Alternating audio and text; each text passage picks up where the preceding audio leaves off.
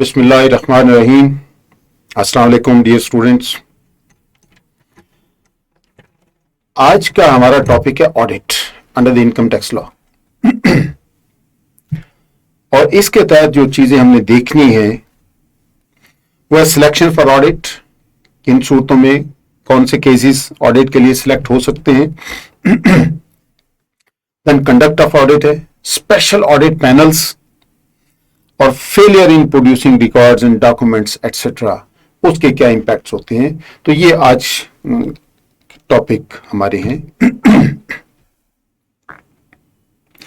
Selection for audit हमने पढ़ा था असेसमेंट में कि if return filed by a tax payer is complete in all respects then it shall be treated as assessment order.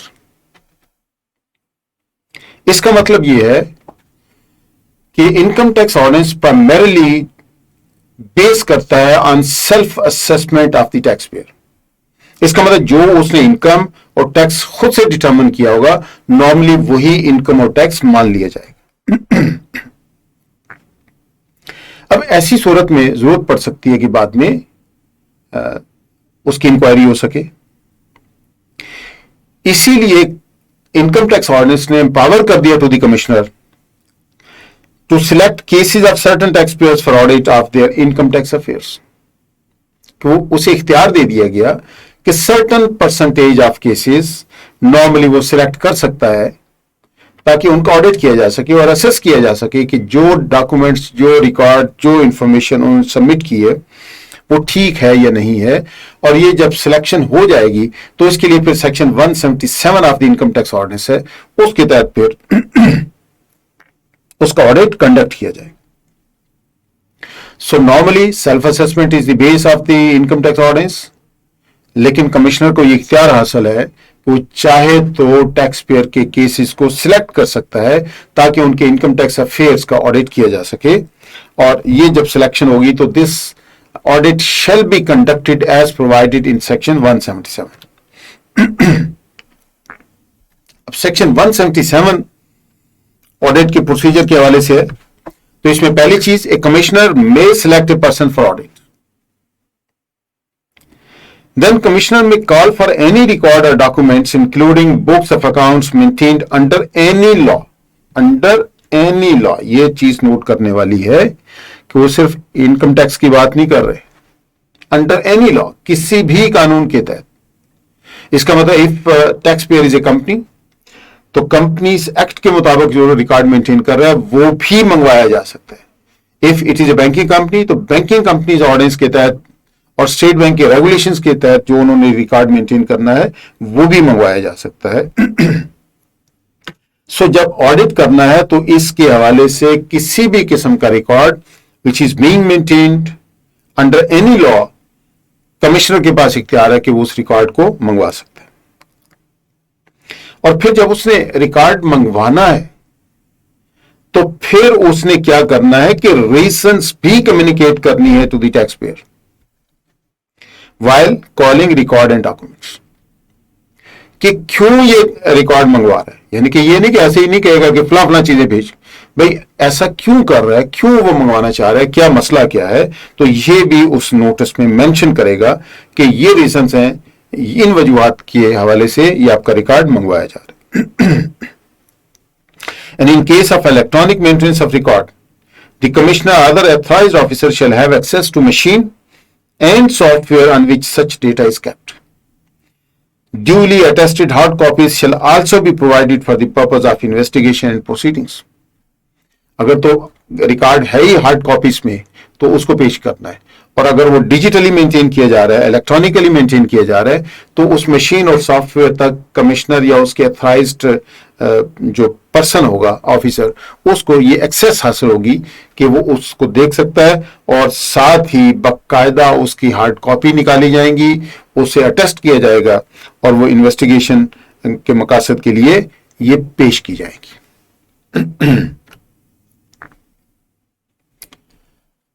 और ये कितनी मुद्दत के लिए ये रिकॉर्ड मंगवाया जा सकता है? Maximum within 6 years from the end of the tax year to which they relate।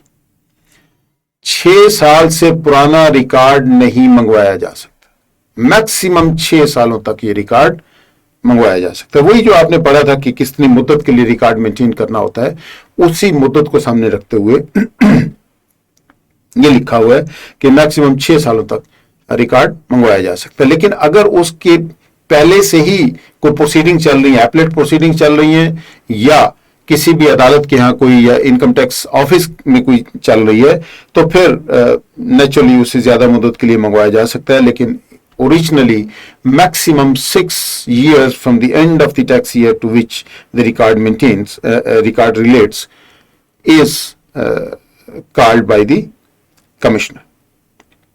During audit, the commissioner may call for such other information and documents as he may deem appropriate. जब audit कर रहा है तो इस दौरान उसे कुछ और इंफॉर्मेशन की जरूरत पड़ जाती है, तो वो भी मंगवा सकता है। और वो चाहे तो ये सारी प्रोसीडिंग्स, ये कार्रवाई जो है इलेक्ट्रॉनिकली भी कर सकता है थ्रू वीडियो लिंक, या कोई और प्रेस्क्राइब्ड फैसिलिटी जो एफबीआर ने प्रेस्क्राइब की हो कि इसके तवज्जो से भी हो सकता है, तो वो भी किया जा सकता है। सो ऑडिट फिजिकली भी हो सकता है, इलेक्ट्रॉनिकली थ्रू वीडियो लिंक्स भी हो सकता है, और किसी और फैसिलिटी से which is prescribed by the FBR, उस तरीके से भी ऑडिट को कंडक्ट किया जा सकता है, इसकी कार्रवाई हो सकती है। अब इस ऑडिट का बुनियादी मकसद क्या है? यह देखना कि क्या उसने अपनी डिस्क्लोजर ठीक की है, क्या उसने जो टैक्स लायबिलिटी थी वो प्रॉपरली पे की है, क्या उसने कोई ऐसा खर्चा तो नहीं कर लिया which was not permitted by the law. तो क्या होगा, commissioner may construe that taxable income has not been correctly declared and determine taxable income on the basis of prescribed sectoral benchmark ratios. Benchmark ratio of sector, हर sector की अपनी specific होती है। किन सूरतों में? If the tax payer has not furnished record, document और books of accounts, if the taxpayer has furnished incomplete record or books of accounts, and if the taxpayer is unable to provide sufficient explanation regarding the defects in records, documents or books of accounts. तो इन तमाम सूरतों में commissioner ये समझ सकता है कि उसने अपनी टैक्सेबल इनकम और टैक्स लायबिलिटी प्रॉपरली डिक्लेयर नहीं की है, और फिर इसकी असेसमेंट करने के लिए वो सेक्टोरल बेंचमार्क रेशियोज इस्तेमाल कर सकता है।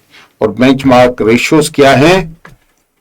It means standard business sector ratios notified by the FBR on the basis of comparative cases and includes financial ratios, production ratios, gross profit ratio, net profit ratio, recovery ratio, wastage ratio and such other ratios in respect of prescribed sectors. तो जितने prescribed sectors हैं उसके लिए इसी किस्म का, जिस किस्म का इस बंदे का यूनिट है, इसी किस्म के दूसरे यूनिट की जो कंपैरेटिव नोटिफाइड रेशियोज हैं उसको इस्तेमाल करके तो फिर कमिश्नर उस बंदे की टैक्स लायबिलिटी डिटरमिन कर लेगा जिस बंदे ने अपना पूरा रिकॉर्ड मेंटेन नहीं किया, या पूरा रिकॉर्ड प्रोवाइड नहीं किया, या जो रिकॉर्ड में चीजें हैं उसे प्रॉपरली वो एक्सप्लेन नहीं कर सका। तो ऐसी सूरत में commissioner is entitled to construe कि इसने proper declaration of the income and tax liability नहीं की, तो फिर सेक्टोरल बेंचमार्क रेशियोज को इस्तेमाल करते हुए उसकी टैक्स लायबिलिटी डिटरमिन कर सकता है। और जब ये चीज हो जाए तो उसने करना क्या है कि कमिश्नर में amend the assessment after completion of audit and obtaining tax payers explanation on all the issues raised in the audit.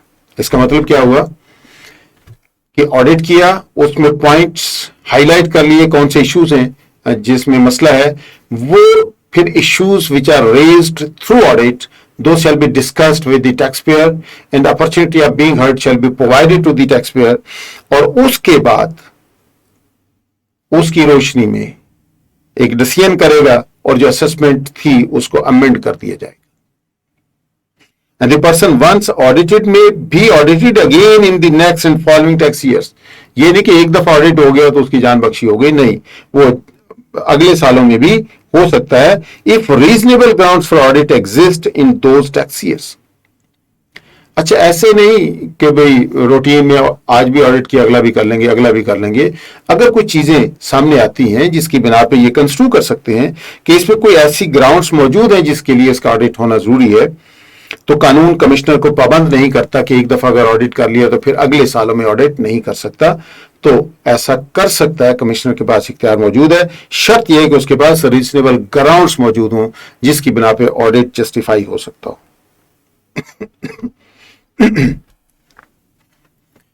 फिर इस ऑडिट को करने के लिए कमिश्नर या एफपीआर में appoint a firm of chartered accountants और कॉस्ट एंड मैनेजमेंट अकाउंटेंट्स। करना ऑडिट ही है, ये कमिश्नर खुद भी कर सकता है, अपने अथॉराइज्ड ऑफिसर की तरफ से भी करवा सकता है, और चाहे तो सीए और सीएमए की फर्म्स को एंगेज करके उनसे भी करवा सकते हैं।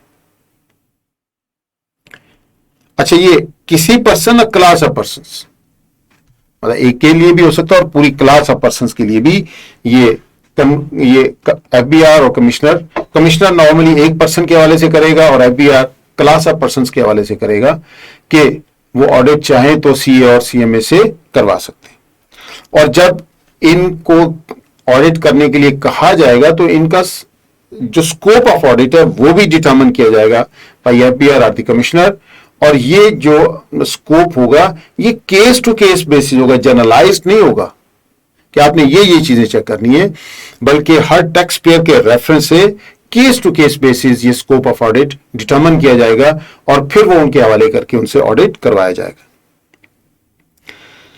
फिर कमिश्नर में authorise any person employed by the firm, ये जो सीए और सीएमए फर्म ने अपॉइंट किए, एम्प्लॉय किए, for audit to exercise the powers specified in section 175 and 176 of the income tax ordinance for the purpose of conducting an audit. Audit conduct करने के लिए क्या क्या इख्तियारात मौजूद हैं ये सेक्शन 175 और 176 of the income tax ordinance में दिए हुए हैं। तो जिस बंदे ने under the income tax ordinance audit करना है, the person may be the officer of the income tax, the person may be a firm of CA and CMS, and the person may be the person appointed by CA firm or CMA firm for audit of the affairs of the taxpayer. तो जो बंदा भी ये कर रहा होगा उसे फिर कमिश्नर वो इख्तियारात डेलीगेट कर देगा जो कानून के मुताबिक सेक्शन 175 और 176 में है टू कंडक्ट द ऑडिट। तो वो सारे के सारे इख्तियारात उसे तफवीज कर दिए जाएंगे। फिर एफबीआर चाहे तो ऑडिट पैनल्स, जिन्हें स्पेशल ऑडिट पैनल्स कहा जाता है, सैप स्पेशल ऑडिट पैनल्स भी अपॉइंट कर सकते हैं to conduct the audit, including a forensic audit of income tax affairs of person और class of persons. Forensic audit में क्या होता है कि आप सिर्फ डॉक्यूमेंट्स नहीं देखते बल्कि उसके पीछे भी जाते हैं कि क्या ये डॉक्यूमेंट वाकई हो भी सकती है या नहीं हो सकती, ये जस्टिफाइड है या नहीं, ये बजाय अपेरेंटली डॉक्यूमेंट ठीक है, पार्टीज ठीक है, सब कुछ सही है, लेकिन क्या ये ट्रांजैक्शन इस नोयत का हो भी सकता है या नहीं हो सकता, या इस वैल्यू का हो सकता है या नहीं हो सकता। इस तरीके से और बहुत सारे इश्यूज हैं जो फॉरेंसिक ऑडिट में आते हैं। तो ऑडिट या फॉरेंसिक ऑडिट करवाने के लिए आप income tax affairs of person और क्लास ऑफ पर्संस एफबीआर चाहे तो स्पेशल ऑडिट पैनल जो है वो भी अपॉइंट कर सकता है। अब ये जो स्पेशल ऑडिट पैनल है ये 2 या 2 से ज्यादा बंदों पे मुश्तमिल होगा। और ये बंदे चुने कहां से जाएंगे? ये 4-5 किस्म के लोग हैं जिनसे ये चुने जाएंगे। Number 1, officers of inland revenue, 2, firm of CS, 3, firm of CMS, any other person including a foreign expert और specialist as directed by FBR. तो इन्होंने जो स्पेसिफाई किए होंगे वो भी हो सकते हैं। और tax audit expert deployed under audit assistance programme of an international organisation और a tax authority outside Pakistan. So अगर कोई एग्रीमेंट है तो इस तरीके से आप इंटरनेशनल ऑर्गेनाइजेशन को भी इस्तेमाल कर सकते हैं, उसकी सजेशन पे भी दे सकते हैं। और जो दूसरे ममालिक हैं, ये टैक्स अथॉरिटी आउटसाइड पाकिस्तान, दूसरे ममालिक की जो टैक्स अथॉरिटीज हैं, अगर उनके साथ कोई एग्रीमेंट है तो ऑडिट एक्सपर्ट अगर उन्होंने डिप्लॉय किया हुआ है तो वो भी ऑडिट पैनल का हिस्सा बन सकता है। सो 2 या 2 से ज्यादा लोगों पर मुश्तमिल ऑडिट पैनल होगा और ये 5 मुख्तलिफ कैटेगरीज के लोग हैं जिनमें से ऑडिट पैनल अपॉइंट किया जाएगा।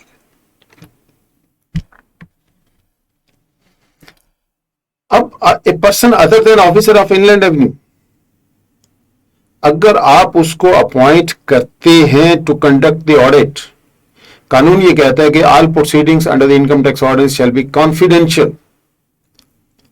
तो आउटसाइडर पे तो वो रूल अप्लाई नहीं होता। तो ये कानून में लिख दिया गया कि जिस बंदे को अपॉइंट करेंगे या ऑडिट पैनल में शामिल करेंगे तो उसे तब करेंगे if he has entered into an agreement of confidentiality with FBR, international tax organisation और a tax authority as the case may be. तो जो उसकी अपॉइंटिंग अथॉरिटी है उसके साथ उसने कॉन्फिडेंशियलिटी का एक एग्रीमेंट किया है, तब आप उसको उस पर अपॉइंट करेंगे, अदरवाइज आप उसे अपॉइंट नहीं करेंगे। और ऑडिट पैनल का जो चेयरमैन अपॉइंट करना है, the person must be officer of inland revenue. So panel में सीए, सीएमए और दूसरे एक्सपर्ट्स आ सकते हैं, लेकिन chairman of the audit panel shell always be one of the officers of the inland revenue. और powers under section 175 or 176 shall be exercised only by an officer of inland revenue who is member of SAP and is so authorized by the commissioner for the purpose of audit। एक तो था audit conduct करना bye CEOs और CMS, तो उसमें तो कानून ने कह दिया कि जो बंदा भी अथोराइज होगा उसे ये इख्तियार भी दे दिया जाएगा कि पावर्स ऑफ सेक्शन 175 और 176 इस्तेमाल करे। लेकिन जब ऑडिट पैनल की बात हो रही है तो ऑडिट पैनल में सिर्फ ये 175 और 176 के इख्तियारात वो बंदा इस्तेमाल करेगा who is member of the panel and who is also officer of inland revenue. इसका मतलब है कि बाकी जो लोग हैं वो ये वाले इख्तियारात जब वो ऑडिट पैनल पे काम कर रहे होंगे तो ये वाले इख्तियारात इस्तेमाल नहीं कर पाएंगे। फर्क क्या है कि अगर ऑडिट किया जा रहा है नॉर्मल तरीके से विदाउट पैनल, तो जो बंदा भी ये ऑडिट कर रहा होगा उसे ये इख्तियारात दिए जा सकते हैं कि सेक्शन 175 और 176 के इख्तियारात इस्तेमाल कर सकता है।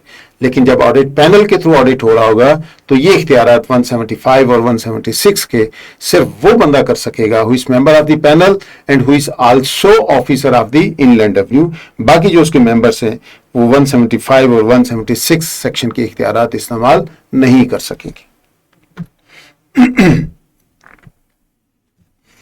If any one member of SAP, Special Audit Panel, other than chairman, is absent from conducting an audit, तो प्रोसीडिंग कंटिन्यू रहेगी। सिर्फ इस चीज की बिना पे कि कोई बंदा उसमें मौजूद नहीं था, इसके कार्रवाई को इलीगल करार नहीं दिया जा सकता, इसे इनवैलिड करार नहीं दिया जा सकता, सिर्फ इस बिना पे कि कोई एक बंदा उसमें मौजूद नहीं था। लेकिन चेयरमैन का मौजूद होना जरूरी है। ये अदर देन चेयरमैन की बात हो रही है। इसका मतलब if the chairman is not present तो ये जो कार्रवाई ऑफ द ऑडिट पैनल है वो नहीं होगी। Function performed by an officer of inland revenue as member of SAP shall be treated to have been performed by SAP. ये सिर्फ ऑफिसर के लिए महदूद कर रहे हैं, बाकी लोगों के लिए नहीं। कि जो उन्होंने फंक्शंस परफॉर्म किए हैं एज मेंबर ऑफ सैप, वो यूं समझा जाएगा कि पूरी की पूरी सैप स्पेशल ऑडिट पैनल ने वो परफॉर्म किए। So a person who is officer of inland revenue and is member of special audit panel, वो अगर काम कर रहा है तो यूं समझा जाएगा कि पूरे पैनल ने ही ये काम किया है। और अगर चेयरमैन जो ऑफिसर ऑफ इनलैंड रेवेन्यू होता है अगर वो मौजूद नहीं है तो ये सैप काम नहीं करेगा। और एफबीआर में prescribe the mode and manner of constitution procedure and working of special audit panel. अब ये जो फाइंडिंग्स होंगी,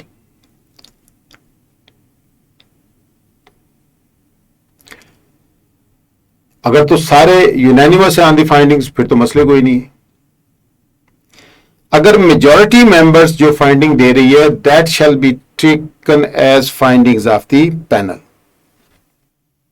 लेकिन अगर if such majority does not include the chairperson, यानी कि चेयरपर्सन की राय कहीं और है और बाकी ऑडिट पैनल के लोगों की राय कुछ और है, the report of difference of opinion shall be sent to the commissioner.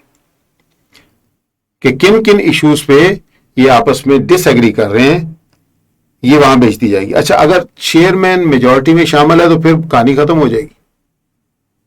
फिर क्या होगा कि जो मेजॉरिटी ने ओपिनियन दे दी वही ओपिनियन ऑफ दी पैनल समझी जाएगी। लेकिन अगर chairman is not part of the majority members और उसकी ओपिनियन और मेजॉरिटी की ओपिनियन में डिफरेंस है, देन दिस डिफरेंस की report shall be submitted to the commissioner who may decide either to constitute a new special audit panel or send the said report to another officer of Inland Revenue.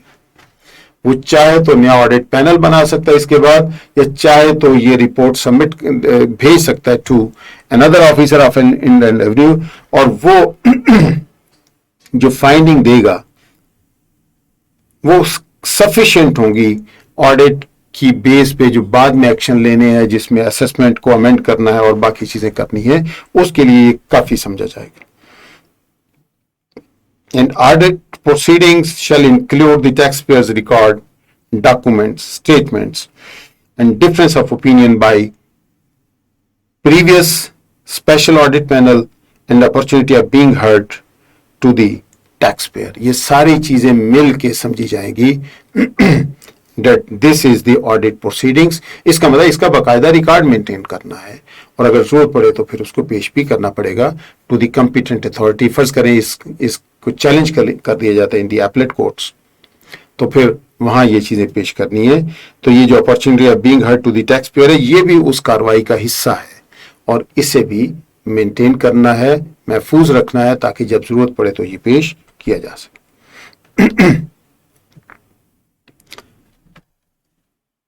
अब इसी से related एक आखिरी topic है, failure in producing records etcetera.